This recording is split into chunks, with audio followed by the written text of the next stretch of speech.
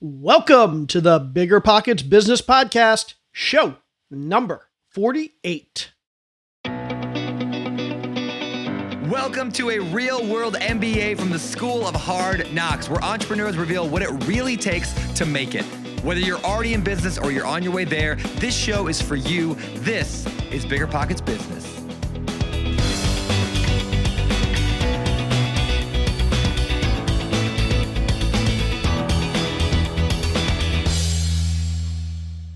How's it going, everybody? I am Jay Scott. I am your co-host for the BiggerPockets Business Podcast, and I am here again this week with my lovely co-host, Carol Scott. How you doing today, Carol? Oh, wow. Usually the answer to that question is, I'm great, I'm awesome, everything's fantastic. But to be completely raw and honest right now, everything's not great and awesome and fantastic, right? We're all in this together. We're going through some horrendously scary times right now. Worried about our family, worried about our neighbors, about our community. On a business perspective, I've had to shut down one of my businesses. That's heart-wrenching. In the meantime, just being grateful for what we do have, trying to stay connected with people as much as possible, find ways to get out there and help other people. But it's not easy. I think we all have so many swirling emotions right now, and we don't want to be all doom and gloom. We don't want to be negative. We're trying to all see the bright sides of things, but it's trying. It's trying. I had a pity party for myself last week about shutting down my business.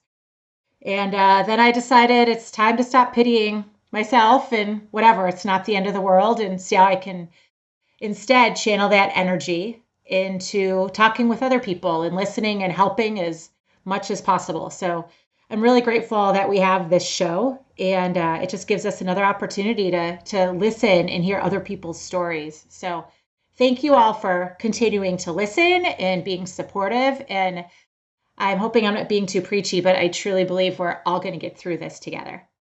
Absolutely. And we have a really good show today. I'm not going to lie, it's not the happiest of shows, but we have an amazing guest. His name is Bret Oliverio, and he is owner of the number one bar in the country, according to Barstool Sports, which, if you're into bars, that is probably the metric by which you're going to measure this. So he is owner of the number one bar in the country. It's called Sup Dogs or Sup Dog. And he has two locations in North Carolina, and he's here today to talk to us about a couple things. One, he tells us about his story and how he got started in the business, which unfortunately is a bittersweet story in and of itself. And then we transition a little bit to how he and his business are handling the COVID-19 crisis and the basically the lockdown that we've had over the last couple of weeks. He has 120 employees. He has a multi-million-dollar business, and basically, his end result out of all of this has not been great, but he talks us through what we should be thinking during these times as business owners, what we can be doing as business owners. And at the end, definitely listen to the end, because at the end of the interview, he talks a little bit about what we as business owners should be doing to ensure that when push comes to shove, at the end of the day, our businesses will survive when other businesses may not. So again, not the happiest of interviews here, but a very good interview and a very real and raw interview, and an amazing, amazing guy, Bret Oliverio. So before we jump in, if you want to get more information about Bret, about Sup Dog, his number one rated bar, or anything else we talk about in this episode, check out our show notes at biggerpockets.com/bizshow48. Again, that's biggerpockets.com/bizshow48. Now, without any further ado, let's jump into our discussion with Bret Oliverio. And everybody, let's welcome Bret to the show. Bret, thank you so much for being with us today. Of course. Thanks for thinking of me and having me on. I appreciate it. Absolutely. We really appreciate having you here.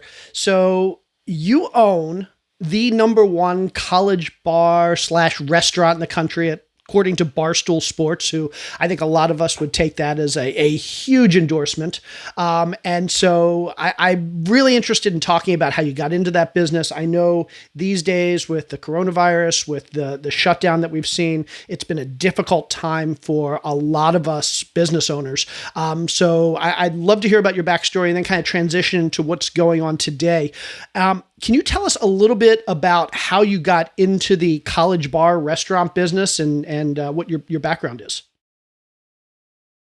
Sure. Well, I went to James Madison University, graduated with a degree in marketing from there, and then worked in, I just didn't want to take like a normal Joe job like a lot of my friends were that graduated from the business school. So I fell in love with radio and television, but mainly radio.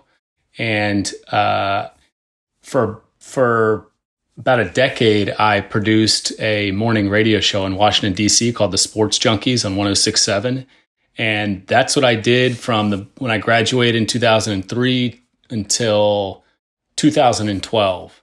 During that time, my little brother started a restaurant called Sup Dogs.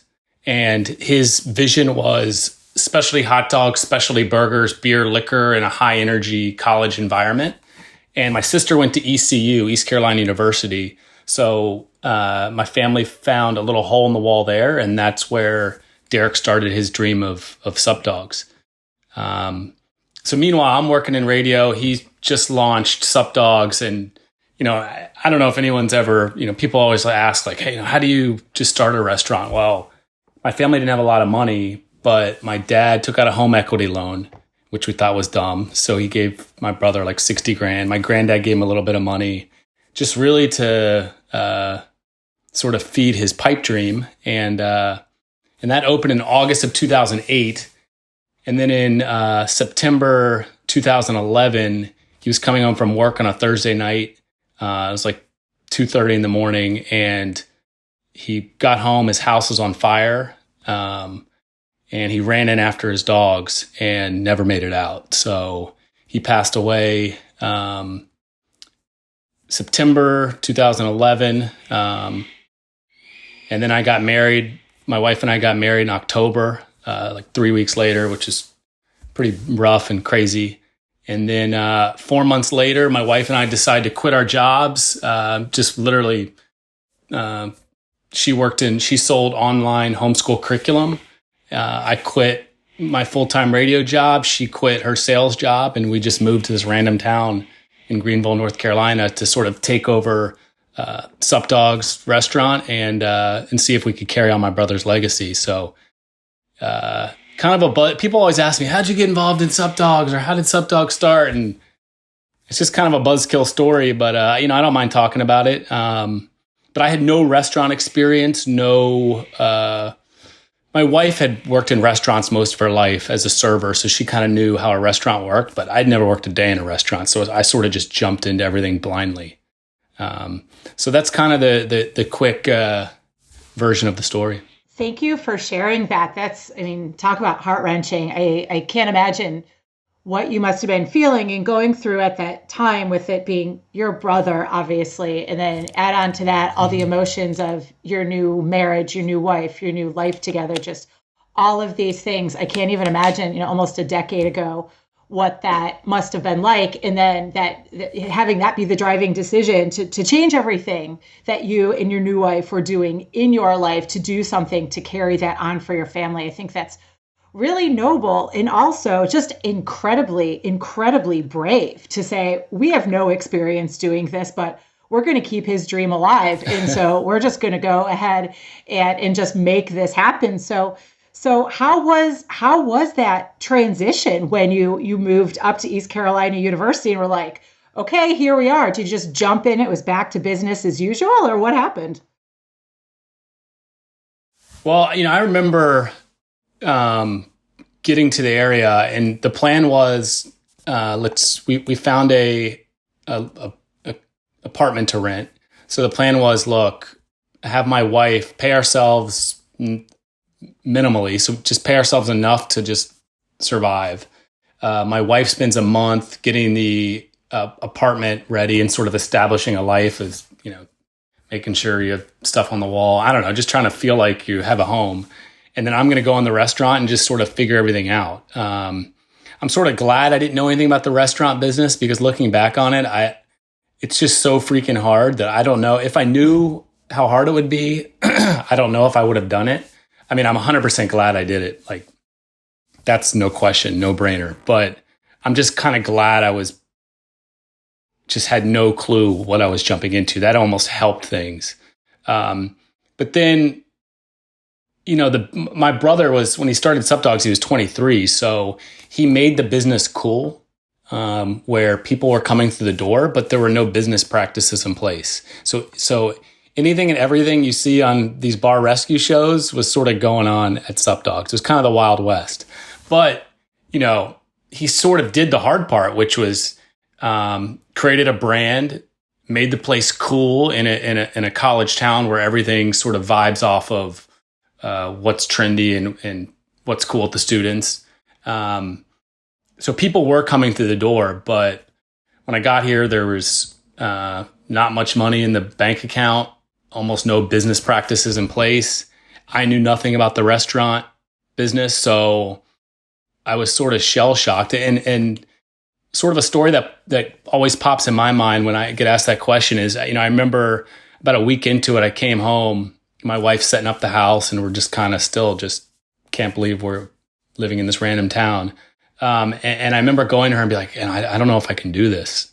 I don't know anything. I don't know any of the staff. I don't know anything about the business. I don't know,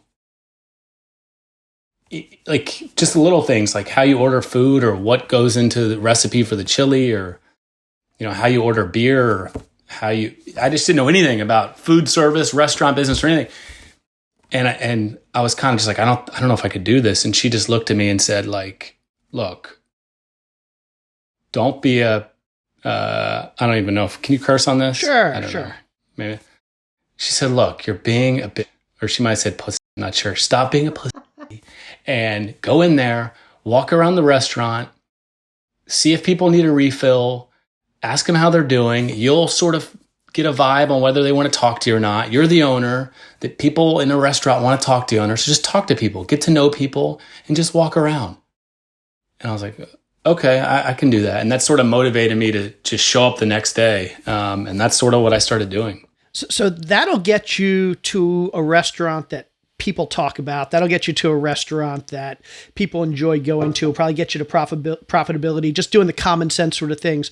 But you took this bar restaurant to number one in the country. And I get the feeling that doesn't happen accidentally. That doesn't happen just by going and showing up and refilling people's drinks and saying hi to people. I have to imagine there's a whole lot more that you did to get you from that day to literally number one, according to Barstool Sports, which is huge in the country. So what was your plan? What did you do? What did you do differently than, let's say, I would do, or Carol would do, or anybody else would do if they just kind of inherited a restaurant like that?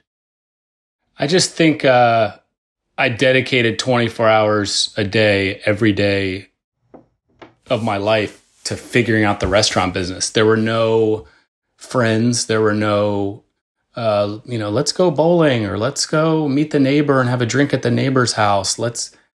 None of that. It was 100% my wife and I all in on the business, learn everything from top to bottom, ask every stupid question. I remember Googling how to make a restaurant profitable, how to operate a restaurant. I bought a book.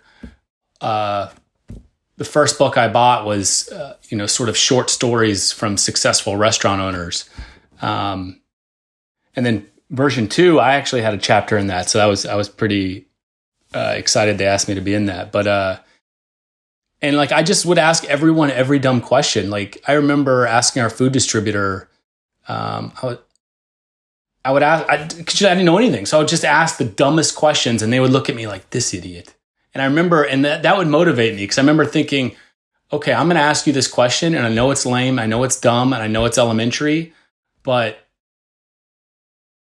10 years from now, this business is going to explode, and I'm going to make a ton of money, and F you. That was kind of my mentality, where I might be the worst right now, but at some point I'm going to be the best at running a local restaurant. And so literally just, I think anyone, if you dedicate your entire life to something and you go all in on anything, I think, you sort of have the ability to have a chance at being successful. On top of that, there's just not a ton of good operators in the restaurant business. I mean, think about the businesses you guys own and the people you interview. How many smart people say, well, I want to open a restaurant or I want to operate a bar? There's very few. So a lot of the successful restaurant people are former attorneys, just really sharp business guys. And I'm not that smart, but I think I'm just the bar and the restaurant and bar business is low. So that was an advantage. I wasn't just the restaurant and bar business sort of attracts, people that have a lot of stuff going on in their lives. But, another thing is you can't have any vices in the restaurant and bar business. You can't, be a drinker. You can't be into drugs. You can't be a womanizer. You can't be a degenerate gambler because the restaurant and bar business will swallow you up. So, I think just sort of dedicating my life to it, and that was kind of the secret behind it. This is something that I think is going to resonate with a lot of our listeners. So a lot of our listeners are in the real estate business, and the way you describe the restaurant business, it's very similar to, Carol and I have been in real estate for a dozen years. It's very similar to what we've seen in the real estate business. There's a low barrier to entry. It's not that hard to get started. You can wake up one day and say, I want to be a real estate investor. There are a lot of people that kind of come in with no other alternatives, no other options, not a lot of experience. And so there's thousands, tens of thousands, hundreds of thousands of people that are kind of all starting from the same place. And you often wonder what differentiates the people that are successful from the people that are not successful. And I think you just summarized it really, really well. One, you dedicated your life to it 24 hours a day, 7 days a week. Number two, you weren't scared to ask really dumb questions. And I know I'm the type, I often am scared to ask dumb questions. I don't want to look dumb. But if you want to be successful at something, there's nothing wrong with admitting, I don't know, and then asking those dumb questions.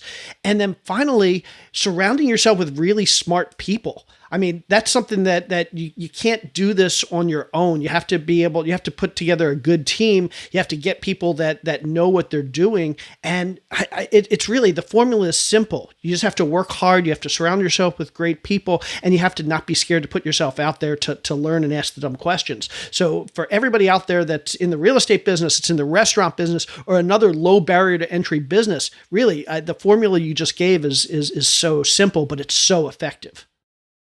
So, and then I think I'm impressed by, I remember when I was just starting out, really successful restaurateurs were happy to have conversations with me, answer emails, answer direct messages. So, there's people out there, no matter how successful they are, they're willing to help you. And I sort of take on that role now. Not that I'm anything right now, but people that are just getting into the business, I have no problem helping them out or answering questions. So just asking for the knowledge, I think, helps as well.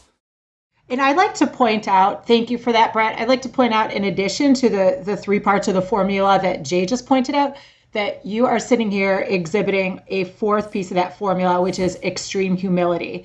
Here you are, the number one sports bar in America, and you're saying, oh, I'm nothing, I don't know anything, etc. And so clearly that's not the case, but the fact that you are a servant leader, that you are out there helping other people, and realizing and admitting that no matter how much of an expert you might be at something, no matter how much success that you have had, that there always are more things to learn, is such a powerful thought for other people in business. So thanks for keeping it real. Thanks for keeping it humble. And I'm sure that's a big factor of what's driving you forward. So walk us through. So now you're getting some traction, and the bar's doing well, and I assume you're probably getting some attention outside your small town.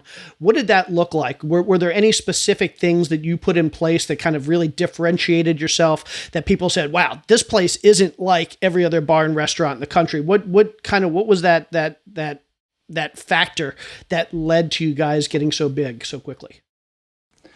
I think opening in a we're right next door to East Carolina University, and opening our second location, going on 6 years ago in Chapel Hill, North Carolina, right next to the University of North Carolina, and being able to replicate, sort of recreating a little bit of the magic that my brother started here at ECU.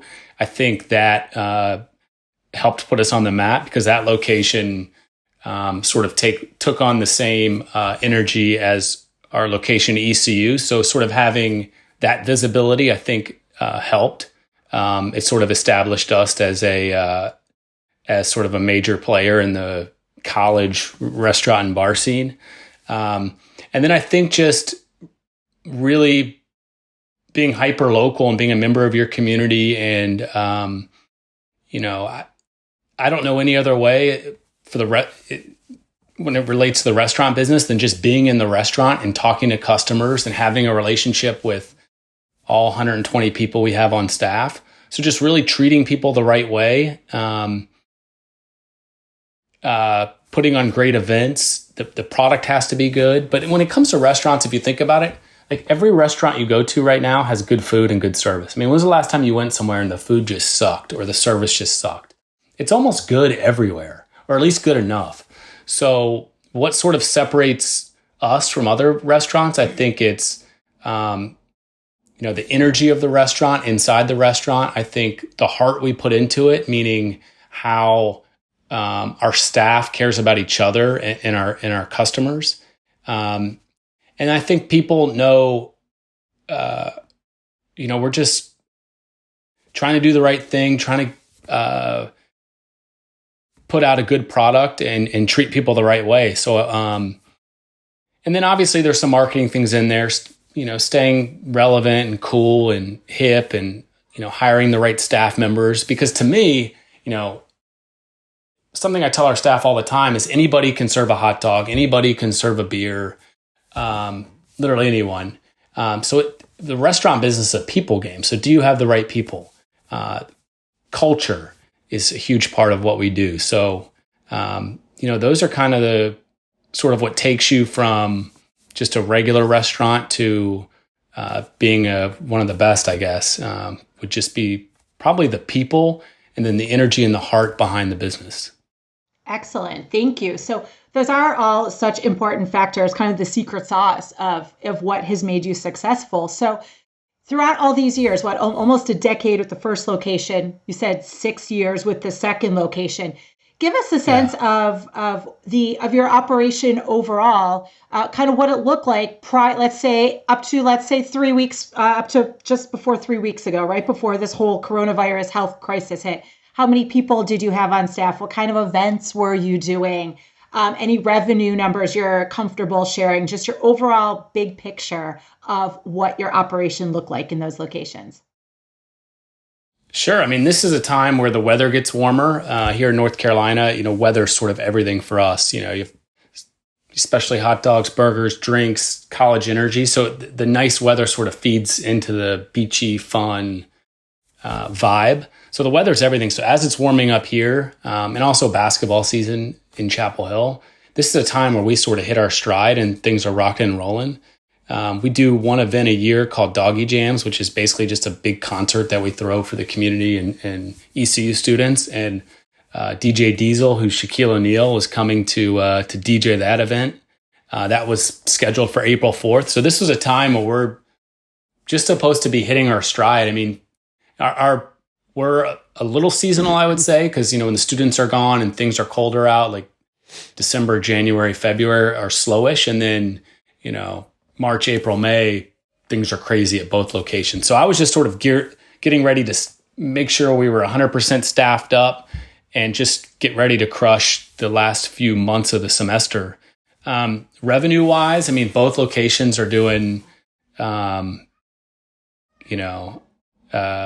anywhere from over $1 million to a few $1 million in revenue. So both are high volume restaurants. And if you think about what we're serving, $5, $6 hot dogs, fries, $3, $4 beers, $5, $6 specialty drinks, like that's a lot of volume. So both restaurants are incredibly high volume, which sort of adds another sort of an incredible headache.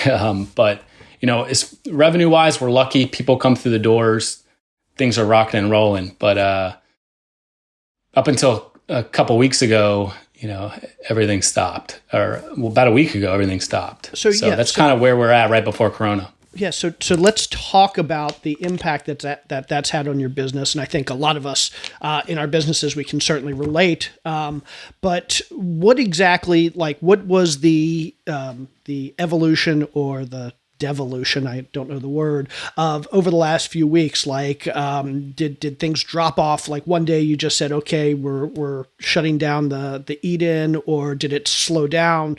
Was it an iterative thing? How did the whole transformation take place over the last few weeks for the business? I mean, I sort of saw this coming. I've been following the news, and I sort of saw it coming, and then business really didn't slow down. I mean, up until I remember turning on, I knew there was a problem when I didn't want to be in our restaurants because they're packed. Both restaurants are relatively smallish, so there's a lot of people in a small area, and I didn't want to be in there just for health reasons. And I'm watching the news, so sort of the writing was on the wall. And then I remember last Saturday or Sunday before St. Patrick's Day, maybe the 14th or 15th, I turned on our cameras and we're just slam jammed. And I see these two little look like 75, 80-year-olds inside eating with 1,000 people around them. And I'm like, what are we doing? So, I just think from a public health standpoint, it wasn't good for us to be open and just crazy busy, even though revenue was great for business. The weather was beautiful, packed, money's pouring in, servers are making a ton of money, everyone's happy, but I just don't think it was the right thing to do. And then that's number one. And then number two, I'm like, well, what if there's an outbreak that sort of stems from our restaurant?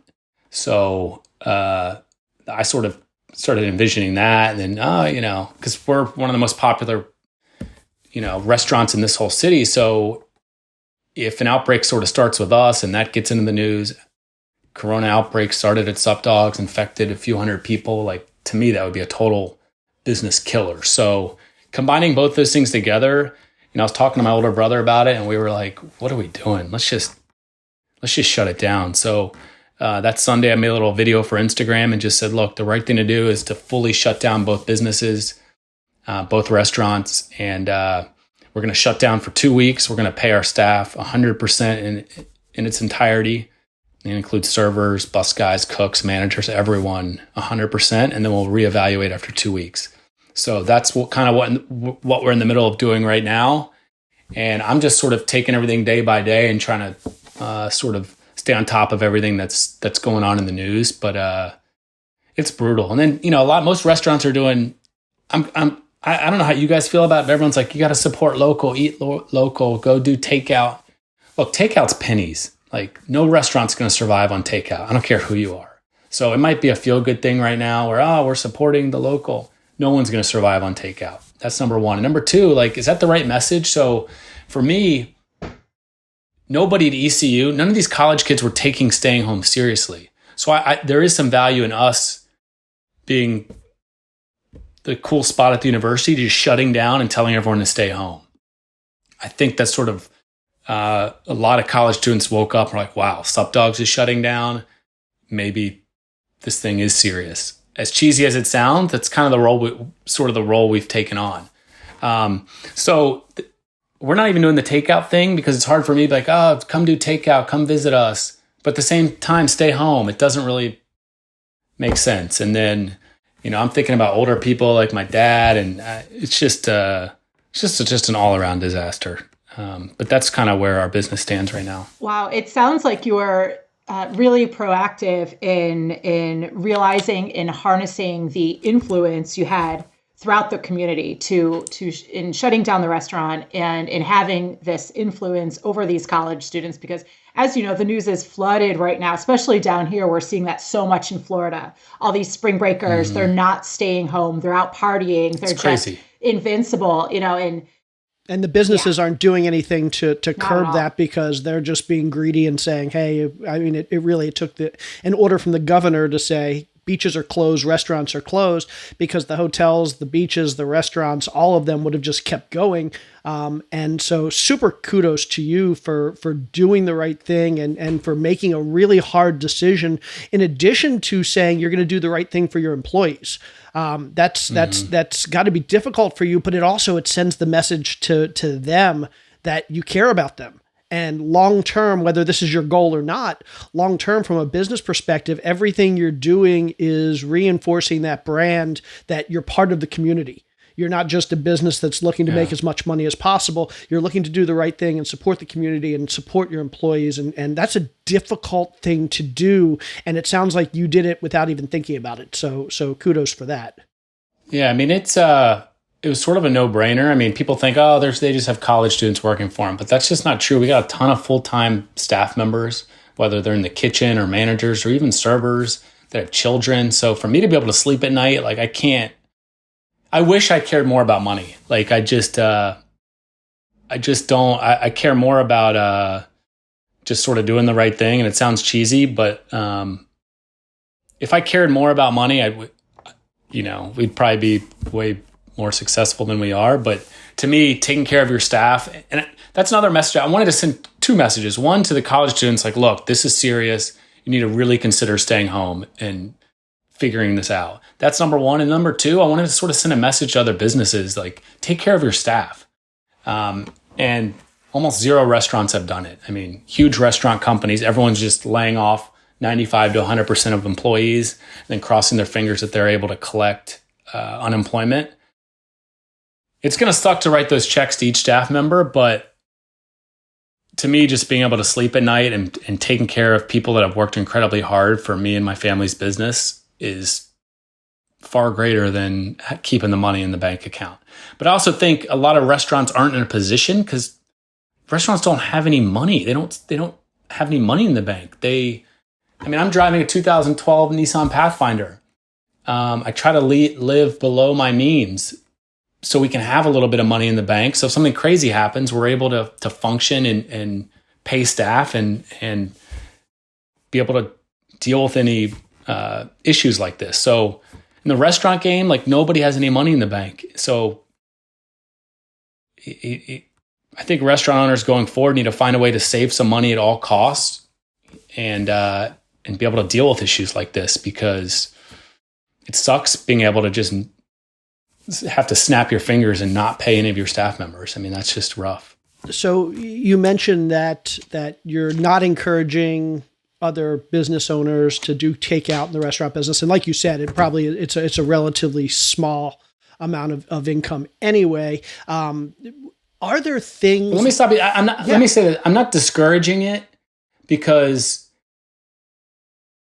if I needed the money right this minute, I would be in there probably selling takeout and, trying to make a buck. So if a restaurant owner needs to do that to feed his family, do it. I'm all for it. But I just think, fair enough, as a whole, it's probably not a good idea. Fair enough. So what can we as people that care about our community, because Carol and I talk about this all the time, we want to support our local restaurants. Our favorite restaurant we found out was doing carryout yesterday, and we're like, we're going to go and we're going to actually get them to cater for 20 or 30 people, and we're just going to take food to our neighbors. And then last night we found out that they closed down, and they're just sitting it out. So what, in addition to supporting takeout, what are the other things that we as people that care about our community, what can we be doing to support our local businesses? And I've heard buy gift certificates. So basically, even if you're not using them now, you can encourage people to start frequenting those businesses later. Are there other things that we can be doing now? Look, as long as you're considering it a donation, I'm fine with it. But, I just read something the other day that from the National Restaurant Association that they're expecting 75% of restaurants to close and never reopen. So if you go and buy a gift card, just be ready that gift card will be worth zero. So that's why a lot of restaurants are doing big discounts on gift cards. Hopefully it's not a money grab. I mean, they might just need money to feed their family. But as long as you're fine with making a donation, then just do it. That's nice. I think I think the only way restaurants are going to survive right now is if everyone from landlords to banks to the food companies you owe money to the beer companies you owe money to, if everyone's able to sort of work together. If the landlord gives you 1 or 2 months free, if the bank's willing to refinance your loans or, push back any payments 90 days or 6 months or whatever it is, that's the only way restaurants are going to survive. I mean, I think the public spending a few bucks on takeout helps short term the owner to be able to pay his electricity bill at home. But as far as keeping the restaurant operating, if they haven't saved a nice chunk of money in the bank over the last few years, you just have no shot. I mean, it's going to be it's going to be a bloodbath. I'm not going to lie. That's so sobering. And I came into this conversation. I don't know what I was expecting. I guess I was hoping for, hey, here are all the things we can do and everything's going to be great. And yeah. I mean, the reality is that is exactly what you said. And I think a lot of us, it's easy to kind of bury our heads in the sand and think that, all of this is going to work out. Even if we're thinking our own businesses are at risk, we're thinking, well, we'll figure it all out. And the reality is there's a lot of people that aren't going to be figuring it out. And there are a lot of people that are going to be in dire straits and there may not be any good answers. And yeah, that's a tough part. And there's I know so many good people right now that have been laid off. And what are they going to do? You know what I mean? And that part just sucks just thinking about it because you can't help them all. And I think it sort of started with the restaurant business. Literally every restaurant, every big chain has laid off every single employee. So what are those people going to do? And I think it started with the restaurant business, but I think it's just going to trickle down to a lot of other businesses. Have you been, but that be, what's that? No, I was just going to say, have you talked to, as a leader in your community, has anybody in government reached out to you? Has the Chamber of Commerce reached out to you? I mean, is there any talk of how you might get support either from the federal or the state or the local government moving forward as a small business owner? Or is that something that just hasn't happened yet? I've got messages from, the city manager sort of thanking us for closing, because I think that gave them some cover to locally make some big decisions, and it almost looks like it was supported by local business. So, but as far as business-wise, I don't think anybody knows until the government bills are passed, until they sort of figure out unemployment. I've been in daily communication with our accountant because I'm trying to figure out keeping our staff paid and sort of the best way for our business to be able to keep people paid, but take advantage of anything the government offers. So I think it's just such a very fluid situation. That's a tough part because we have 120 employees that are all looking at me for direction, but there's no direction from anyone. So we're just sort of taking it day by day. And I think the reality is there's going to be a lot of your favorite restaurants that you like to eat at every day. Most of them are going to be gone. I think eventually others will reopen and sort of fill that void. But I think as a whole in the restaurant business, I think there's too many restaurants as a whole. There's just too many restaurants and not enough people. The margins are incredibly low in the restaurant business. Rent's high. A lot of people, I think the restaurant business was already on the verge of falling in tough times, and this sort of just sort of was the knockout punch. Yeah, and it's interesting because I talked earlier about how the restaurant business in a lot of ways is similar to the real estate business in that there's low barrier to entry and there's a lot of competition amongst people that probably don't have much experience or don't have much competitive advantage. And I think it's the same thing, just like you said, a lot of restaurants are going to go away. It's going to happen. Same thing in the real estate world. There are going to be a lot of investors and a lot of people in the real estate world who, because it's a low barrier to entry business, if you don't have a competitive advantage, if you haven't worked your butt off like you have 24/7, you're just gonna be one of that low hanging fruit that's gonna find that you're gonna have to figure something else out. And it's just another reminder that even though something like this obviously was unexpected, it's just another reminder of why it's so important to figure out how to differentiate yourself, to work really hard, to do things differently, to do things smarter, and to really try and make an impact around your community. Because when something like this happens, and recessions happen cyclically, I mean, that's not a surprise. Obviously, something like this is a surprise, but you need to be prepared, and you do that by being better, being different, working harder than your competitors. And I think everything you're saying is relating to brand as well. So when all restaurants go away for 3 months because of the coronavirus, when we all reopen, or a nice chunk of us reopen, what's going to get people to come through your doors? It's going to be the brand. Can the brand survive disappearing for 3 to 6 months? And if you spent the last decade creating that brand and creating that culture and being a member of your community, you have a shot of getting people to come back through the door. So to me, back to what I was saying about everyone can serve a hot dog or a beer, or in your instance, anyone can buy a piece of land. But I think brand always wins out. And I think that's really going to differentiate a lot of businesses when things finally get back to normal. In addition, Bret, to this brand building over a long period of time that you've done, I think if I remember correctly, the video that you posted to Instagram, Facebook, was talking about some initiatives you were doing out in the community to help the community. Right. Can you maybe talk more about that, just to spark some ideas of what we as business owners, things that we might be able to do to serve others during this time that will also keep us front and center when the economy does eventually start coming back? Yeah, I think,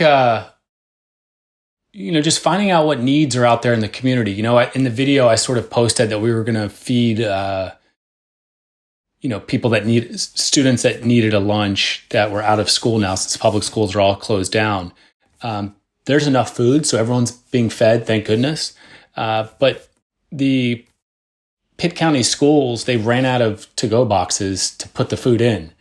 And they called me, and luckily we had a huge warehouse full of to-go boxes. So I was able to give them $2,000 worth of to-go boxes, and the lady's crying to me. So that was something that, I haven't really mentioned anywhere because I think it's the right thing to do. But, just sort of filling any needs if you can. If you can't do it, you don't have the means to do it, then, you can only do what you can do.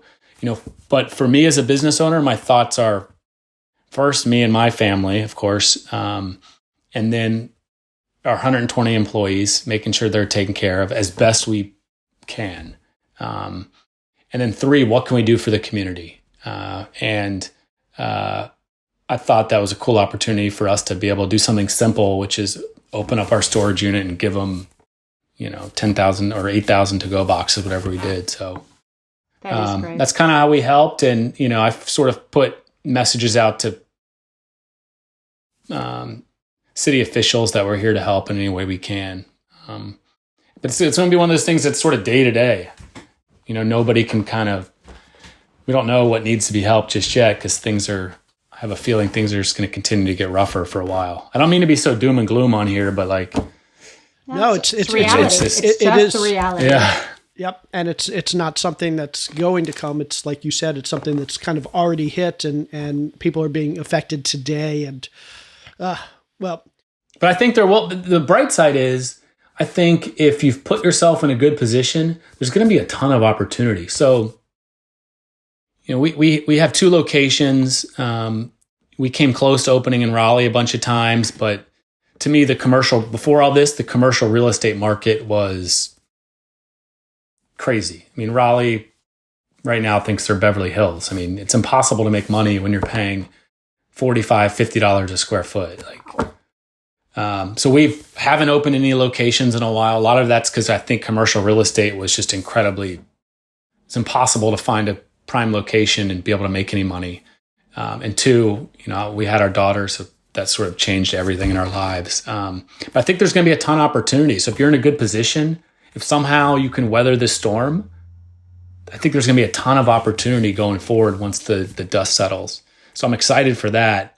But what I'm not excited for is, the heartache and the stories of people that have lost everything. Because there's just so many good people that have been have spent their whole lives dedicated to the restaurant business, and just, snap your fingers and you just have no income and no job and no hope. So, yeah. But there is going to be a lot of opportunity. You guys have to be excited for that, I'm sure. Well, yes, it's one of those things that it's a double-edged sword. You hate the fact that your opportunity comes at the expense of others, but there is opportunity, and for those that work hard and for those that can innovate, there's a chance to rebuild, and so hopefully, like you said, hopefully we won't get to the point where 75% of restaurants go out of business. But on the bright side, the best will be the ones that survive. And I think it's going to be that way in a lot of industries where there's going to be less choice, but there's going to be some of the better business owners and some of the better brands and some of the better products in every niche are going to thrive and really have an opportunity to shine. And then I also think people need to, I'm not afraid to go back to if we need to or I'm cooking and my wife's serving, I have no problem doing that. When we first got in this, my wife was 34 in a college town, and I was like, look, we need you working Saturday night because we need the $150 in tips. So if we need to go back to that, I have no problem grinding it out and going right back to where I was 8 years ago. No problem doing that. So I think if people can just, at this time, if things are getting tough, sort of put your ego, put your, hey, put all that aside and just go back to grinding, I think people will have a shot.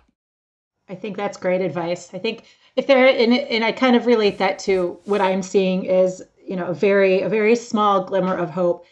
I feel like this whole situation is bringing us all back to kind of a much simpler time, right? A time when there wasn't as much choice, there wasn't so much crazy. There was, when there's a time when it's just nobody's above doing anything to make money and support your family, to just do what's right and stop chasing the glory, stop chasing the bigger, more glamorous type of roles, and just do what's necessary and all come together as a community so that it all works out to the best for everybody. So it's refreshing. Totally. And think about it, and if you have to go back to that, if I have to go back to, if my wife needs to work behind the bar to make $100, who cares? And I think people sometimes have the ego where, with Facebook and Instagram, they want to pretend they're, but nobody cares. Especially at this time, everyone's going through so much shit, whether it's with having a family member that could be affected by coronavirus or their business is affected. People have so much going on that nobody cares if you have to make ends meet or you have to take a job that's not glamorous or if I have to go back to cleaning toilets at the restaurant. Nobody cares now. Everyone's, you got to do what you got to do to make it. It's totally, so I read earlier, someone just said this is very much the great equalizer. And it really is. There's zero judgment right now. So it's just whatever you got to do, just go with it. Yeah, everybody's taking on the chin right now. Yep. Bret, thank you so much for being here and sharing your story. Thank you. I know this was not necessarily a fun conversation for any of us, but the reality is the reality. And you've certainly, if nothing else, again, I was waiting to hear a bright side, but sometimes there's not a bright side. Sometimes we need to face that reality, and maybe that pushes us forward a little bit harder to try and overcome the struggles that we're all going to be facing. Do me a favor, tell us where we can find out a little bit more about you, about your business. Hopefully we'll be reopened and moving again forward soon. Where can people get in touch with you and find out more? Sure. Just hit us up on Instagram, Sup Dogs Restaurant, SUPDOGS Restaurant. And if you're passing through Eastern North Carolina or the Triangle, pop in and see us. as far as a positive side of things, we're one day closer to this thing being over than we were yesterday. So my wife and I talk about that all the time. We're like, we wake up and it's like, man, this sucks. The market's down. There's no end to this on the horizon. But the reality is we're one day closer to being over, right? So there will come a time where businesses reopen, people are back to making money. It's pretty doom and gloom right now, but we're one day closer to everything being awesome. So Absolutely. that's sort of the mentality I'm taking. You talked about the opportunity. I look forward to having you back again next year and talking about hopefully brighter things and more positive things, and maybe talking about some of that great opportunity that's come along. So again, thank you. Thanks a lot.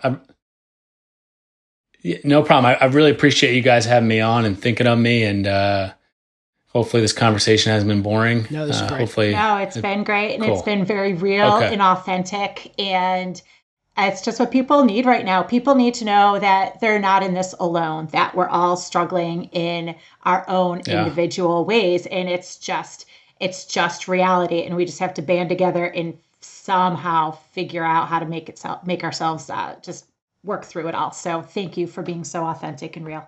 Yeah. And no problem. And thank you guys for what you guys do. So Thanks, I really Brett. appreciate it. Thanks, Talk to you Brett. soon. Take care. Well, I am not going to lie. I went into that interview hoping that we would have a happier and more positive outlook than we ended up having. But here's the thing. This is real, and Bret was raw, and what he's experiencing, again, if he's the number one, if he's owner of the number one bar in the country and he's experiencing this, just imagine what the other tens of thousands of bars and restaurants around the country are dealing with. And this is something, it's not just him. All of us are in this together. And it was a tough show, but it's a message that I think resonates with a lot of us right now. I completely agree. But that said, I am going to reiterate his bright side, which is, do you remember what it was? I do remember. Right. He said, we are one day closer to being past this thing. So that's huge. We have to keep that somehow. We have to be in the mindset of this whole, on a macro level, we are going to get through this. We are going to get past it. We are all just banding together to do the best we can do. And this is not a permanent situation. So everybody hold your heads high and just keep moving forward. Yep. And let me just reiterate one more thing. I loved his point about how important brand is. We talk about that a lot on this show, and especially during times like this where your business may be going away for a few weeks or a few months, but eventually, hopefully it will come back. And the stronger your brand is going into something like this, the more likely you are to recover, because people are going to remember and they're going to want to be associated with that brand. So always be focusing on brand. Okay. Everybody, thank you so much for tuning in this week. Hang in there. Have a wonderful week. We'll see you next week. She's Carol. I'm Jay. So go take care of yourself, your family, your employees, and your community today. Hang in there, everyone. Till next time. Talk to you soon. Bye-bye.